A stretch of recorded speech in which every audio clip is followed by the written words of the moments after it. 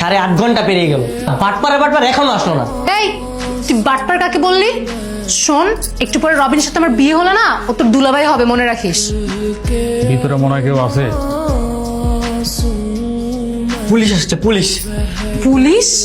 তুই পালা এখান থেকে তাড়াতাড়ি, অনেক গাধা হব, তুই খাটের নিচে লুকিয়ে থাক। আর শোন, এই একদম মরা মানুষের মতো থাকবি, আমি গিয়ে দরজা খুলছি। দরজা খুলতে দেরি করলেন কেন? আপনি কার সঙ্গে আসছেন? একা এসেছি পরনে বিয়ের শাড়ি কেন? স্যার, হানিমুনে আসছি। হানিমুনে আসছেন একা একা? আপনার কথায় তো আমি ভরসা পাইতেছি না। রুমটা ভালো করে তল্লাশি করো। স্যার, পাইছি স্যার। একদম কথা বলা যাবে না, নড়াচড়া করা যাবে না। নড়াচড়া করলে কিন্তু একদম গুলি করে দেবো। ঘটনা কি? স্যার, আমরা তো বিয়ে করতে এসেছি।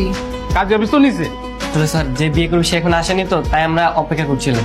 মানে আমার সামনে জ্যান্ত দুইজন পাত্র পাত্রী দাঁড়ায় আছে, আবার বলতেছে যে পাত্র এখনো আসতে দেরি করছে। আসলে স্যার, কোনো কথা হবে না, একদম কোনো কথা হবে না। এখন আপনার কাজে অফিসে যাবেন, বিল্ডিং এর নিচে কাজে অফিস, সেখানে যাবেন। আপনাদের দুজনের বিয়ে পড়াই দিব, তারপর আপনাদের কাজ শেষ। কিন্তু স্যার, ওকে তো বিয়ে করা সম্ভব না স্যার। অসম্ভবকে সম্ভব করাই হচ্ছে পুলিশের কাজ, আর সেটা আমি করব। যদি আপনারা এই মুহূর্তে যদি কাজে অফিসে না যান, তাহলে থানায় যেতে হবে। থানায় গিয়ে দুইজনরে এমন ভাবে বাস ডলা দিব যে একদম সাইজ হয়ে যাবেন। কি থানায় যাবেন না কাজে অফিসে যাবেন? বিয়ে তো হয়ে গেছে, প্রায় ঘন্টা খানিক হয়ে গেছে। আপনার লেখালেখিতে এত সময় লাগতেছে কেন?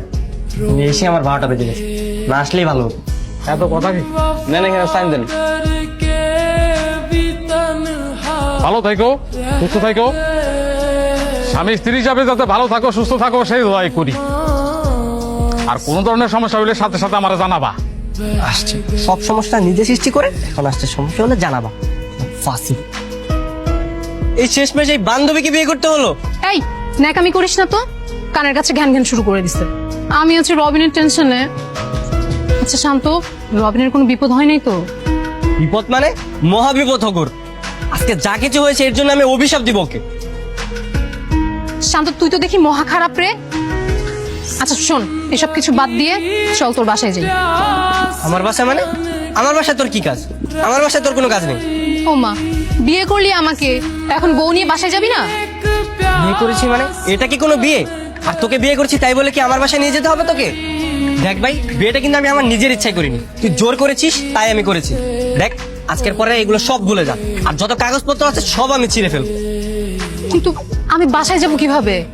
আমি তো বাসা থেকে আসার সময় একটা চিঠি লিখে এসেছি যে আমি আমার প্রেমিককে বিয়ে করতে যাচ্ছি, বাবা আমায় মাফ করে দিও। বাবা তো মনে হয় এতক্ষণে সেই চিঠি পড়েও ফেলেছে। সর্বনাশ, বাবা ফোন দিয়েছে। হ্যাঁ বাবা। ফিরে কই তুই? বাবা আমি তো জানি তো। তো বিয়ে কি হয়ে গেছে না এখনো বাকি আছে? হয়ে গেছে। যা হওয়ার হয়ে গেছে। জামাইকে নিয়ে বাসায়, আর মানুষের কাছে জানাজানি হবার আগে বাসায় ফিরে আয়। ওকে নিয়ে আসবো? তো তুই তো চিঠিতে লিখে গেছিস যে ওকে ছাড়া তুই বাঁচবি না, তা এখন তুই ওকে ছাড়া আসতে চাস? আচ্ছা বাবা, ঠিক আছে আমরা আসছি। তোকে নিয়ে যেতে বলেছে। আমাকে বাসায় নিয়ে যেতে বলছে মানে? আমি বাসায় যে কি করবো? তুই তোর বয়ফ্রেন্ডকে নিয়ে যা। বয়ফ্রেন্ড পাবো কই এখন? বিয়ে তো আমার তোর সাথে হয়েছে। আজব, বললে আমার যেতে হবে নাকি? আমি যেতে পারবো না। যেতে পারবি না মানে? ঠিক আছে তাহলে চল তোর বাসায় যাই। আরে আরে না না না না না, আমার বাসায় যেতে হবে না তোর। তোর বাসায় যাবি না, আমার বাসায় যাবি না, তুই যাবিটা কোথায়? চুপচাপ লাগেজটা নিয়ে আমার সাথে চল, ব্যাগ নে।